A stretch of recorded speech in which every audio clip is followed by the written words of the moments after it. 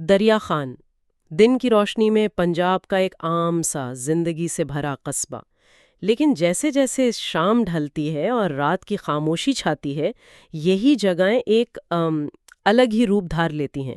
یہاں کی ہواؤں میں کچھ کہانیاں گردش کرتی ہیں، ایسی کہانیاں جو نسلوں سے سفر کرتی آ رہی ہیں۔ اور آج ہم نے جن ذرائع کا جائزہ لیا ہے وہ ہمیں دریا خان سے جڑی انہی لوک روایات کی گہرائیوں میں لے جاتے ہیں۔ یہ کہانیاں ایک ایسی پراسرار مخلوق کے بارے میں ہیں جسے ہمارے ذرائع میں اسکن واکر کا نام دیا گیا ہے۔ اچھا، یہاں میں 1 منٹ کے لیے روکنا چاہوں گی۔ یہ اسکن واکر کا نام، یہ تو انگریزی لگتا ہے، اور اس کا تعلق تو امریکی قدیم باشندوں کی کہانیوں سے ہے۔ کیا مقامی زبان میں اس مخلوق کا کوئی اور نام بھی ہے، یا یہ نام بعد میں مطلب انٹرنیٹ یا سنی سنائی کہانیوں سے یہاں مشہور ہوا؟ یہ ایک بہت ہی اہم نقطہ ہے، آپ نے درست پہچانا۔ ہمارے ذرائع میں بھی اس بات کا ذکر ہے کہ اسکن واکر کا لفظ شاید جدید دور کی دین ہے جو عالمی کلچر کے اثر سے یہاں پہنچا ہے۔ پرانی نسلیں اسے اکثر چھلاوا کہتی تھی یا روپ بدلنے والا، کوئی نہ کوئی مقامی نام ضرور تھا، لیکن چونکہ آج کل کی نوجوان نسل اور ہمارے پاس موجود تحریروں میں یہ انگریزی نام زیادہ استعمال ہوتا ہے، تو گفتگو کی آسانی کے لیے ہم بھی یہی نام استعمال کریں گے۔ ٹھیک ہے، یہ وضاحت بہت ضروری تھی۔ تو چلیں اس تصور کو کھولتے ہیں۔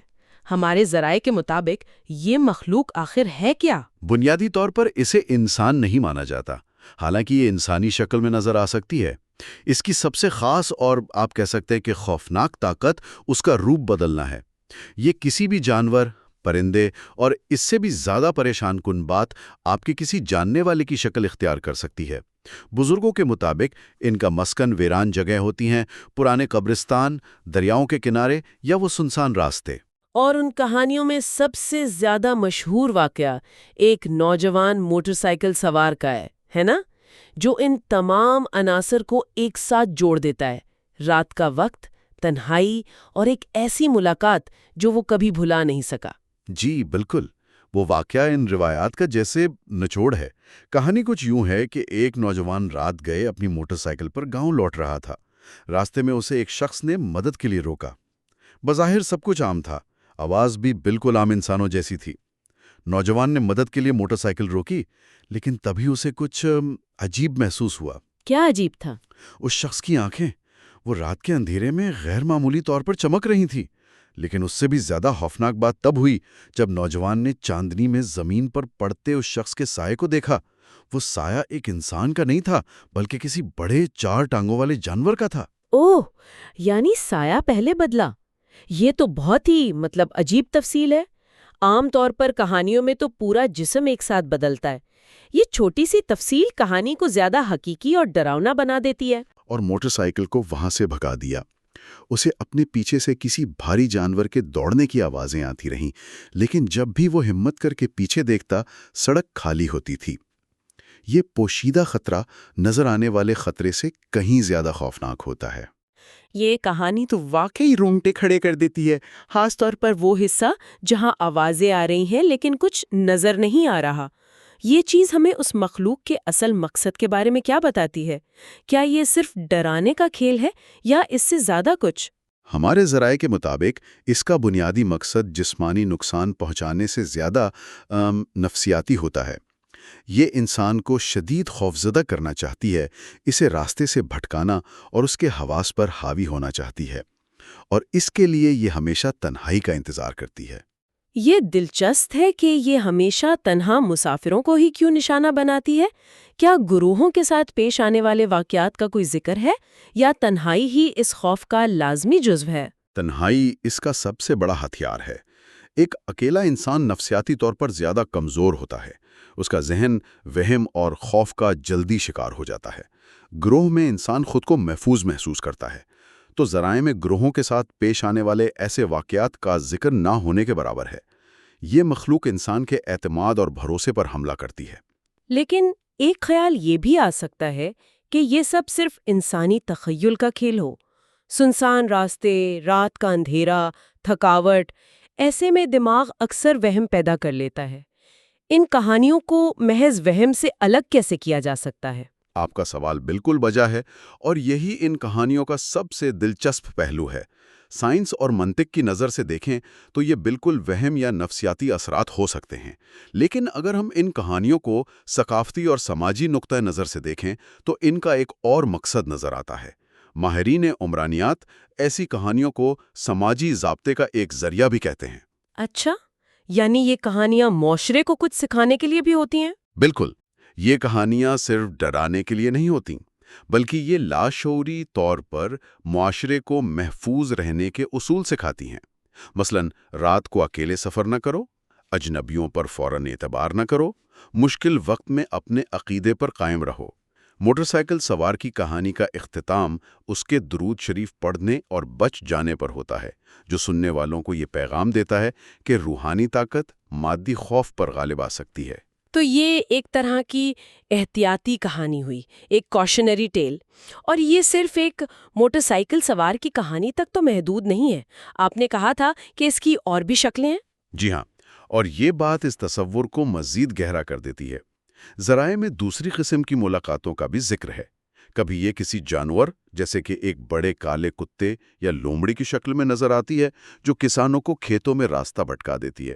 اور سب سے زیادہ خوفناک شکل وہ ہے جب یہ کسی قریبی رشتہ دار کی آواز میں آپ کو نام لے کر پکارتی ہے تاکہ آپ کو گھر سے باہر ویرانے میں بلا سکے۔ کسی جاننے والے کی آواز میں پکارنا، یہ تو واقعی بہت خوفناک ہے۔ اس کا مطلب ہے کہ خطرہ صرف باہر سڑکوں پر نہیں بلکہ آپ کے گھر کے دروازے تک آ سکتا ہے۔ اور یہیں پر اس کہانی کا اصل نفسیاتی خوف چھپا ہے۔ دلچسپ بات یہ نہیں کہ یہ مخلوق شکل بدلتی ہے، بلکہ یہ کہ وہ کسی جاننے والے کی شکل یا آواز اختیار کر لیتی ہے۔ یہ ہمارے سب سے گہرے انسانی خوف کو چھوتی ہے۔ یہ ڈر کہ جن پر ہم بھروسہ کرتے ہیں وہی ہمیں دھوکہ دے سکتے ہیں۔ یہ صرف ایک بھوت یا جن کی کہانی نہیں، یہ اعتماد اور دھوکے کی کہانی ہے۔ واہ، یہ تو ایک بالکل نیا زاویہ ہے۔ میں نے کبھی اس طرح نہیں سوچا تھا۔ یہ سن کر مجھے اپنے بچپن کی یاد آ گئی۔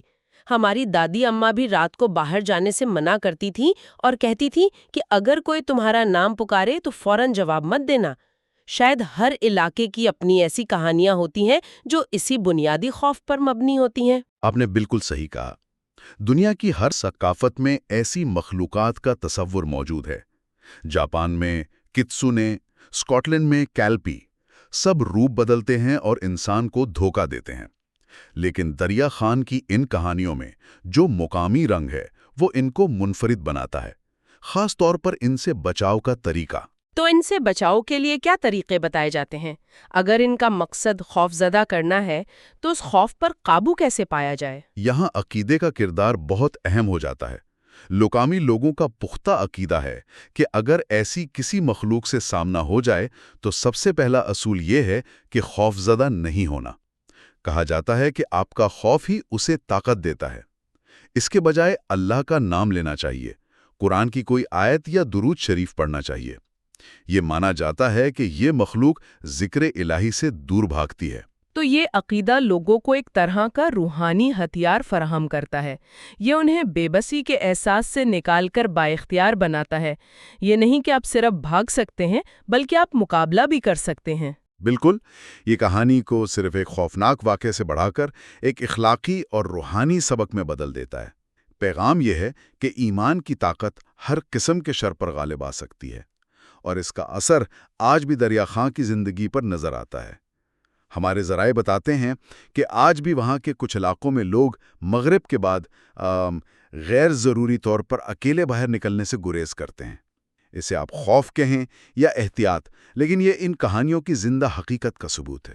تو اگر ہم اس ساری گفتگو کا خلاصہ کریں تو یہ آسکن واکر یا چھلاوے کی کہانیاں صرف رات کے اندھیرے کا خوف نہیں ہے، یہ تنہائی کا خوف ہے، دھوکے کا خوف ہے اور نامعلوم کا خوف ہے، اور ساتھ ہی ساتھ یہ عقیدے، ہمت اور احتیاط کی کہانیاں بھی ہیں۔ بلا شبہ یہ کہانیاں ایک آئینہ ہیں جس میں معاشرہ اپنے اجتماعی ڈر اور ان سے نمٹنے کے طریقے دیکھتا ہے۔ یہ ہمیں بتاتی ہیں کہ انسان نے ہمیشہ سے نامعلوم اور انجانے خوف کی وضاحت کے لیے داستانیں تخلیق کی ہیں۔ دریا خان کی راتوں کی خاموشی آج بھی ان کہانیوں کو زندہ رکھے ہوئے ہے، اور جب تک انسان کے دل میں نامعلوم کا خوف اور تجسس باقی ہے، یہ کہانیاں بھی سنائی جاتی رہیں گی۔ ٹھیک ہے، تو آج ہم نے دریا خان کی پراسرار راتوں میں بسنے والی ان روایات کا گہرائی سے جائزہ لیا۔ ہم نے دیکھا کہ یہ مخلوق کیا ہے، اس کے نام کی اصلیت کیا ہو سکتی ہے، اس سے جڑے واقعات کیا ہیں، اور مقامی لوگ اس سے بچاؤ کے لیے کن عقائد پر یقین رکھتے ہیں۔